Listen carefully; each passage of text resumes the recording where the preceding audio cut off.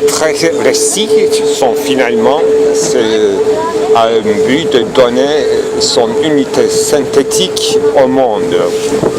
Ça veut dire que le monde en tant que tel n'a pas une unité synthétique. Ça se fait sans récit, au sens explicite du terme. Chaque fois, on trouve le monde qui nous impose comme une unité. C'est-à-dire, pour être plus clair que Kant, alors l'ensemble des tâches à remplir, les devoirs, les impératifs, les besoins et les il faut, c'est ça. Le monde se présente dans toutes ces agitations comme des dislocations qui fait appel à l'unité.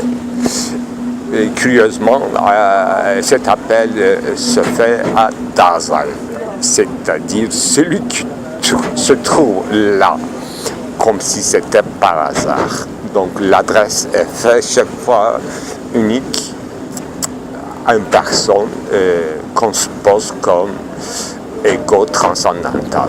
Pourquoi transcendantal? Finalement, c'était pas lui, mais c'est lui parce qu'il se trouve qu'il est là. Il ne pourrait pas être là, mais il y aura quelqu'un d'autre, c'est ça qui est transcendantal, et ça se passe dans toute l'immanence. Donc, il y a des petits récits et des grands.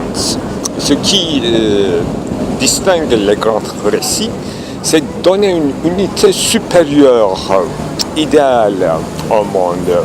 Sinon, il y a toutes sortes de récits, des trames, des textures qu'on appelle relations, catégories de relations et modalités, et des quantités, plus ou moins, et des qualités. Ça, ce sont des catégories les plus larges, et tout synthèse se fait là. Et tout concept se naît de là. Et la tâche de déconstruction se fait dans la trame de ces schématismes plus ou moins souples, plus ou moins rigides. Mais comme on parle de schématisme, ça donne une semblance de causalité, même quand il s'agit d'une loi venant de la liberté.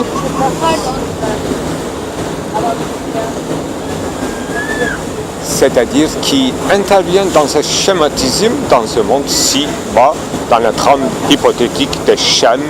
Et là, dans ce sens-là, si on peut parler d'une volonté libre, et la loi morale fait son trame également comme une pli amplico-transcendantale, encore dans ces schèmes, et non pas au-delà, ni dans les profondeurs du cœur, ni dans les petits pensées. C'est ça. Par exemple, la religion aussi, c'est une unité synthétique, semi-naturelle, semi-artificielle. C'est-à-dire il y a une sédimentation des réponses, des attitudes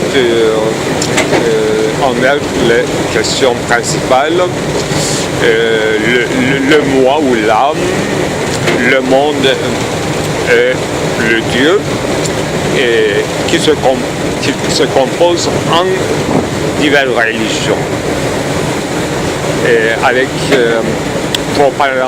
propagandance de l'un ou de l'autre, de ces trois axes, qui est encore déconstruit, donc dispersé en trois instances pour l'analytique chez Kant, comme les idées théologiques, les idées psychologiques et les idées cosmologiques.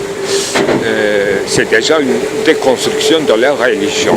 Et le rendent impossible du point de vue de la raison théorique en trois axes. Donc une déconstruction de base du fond.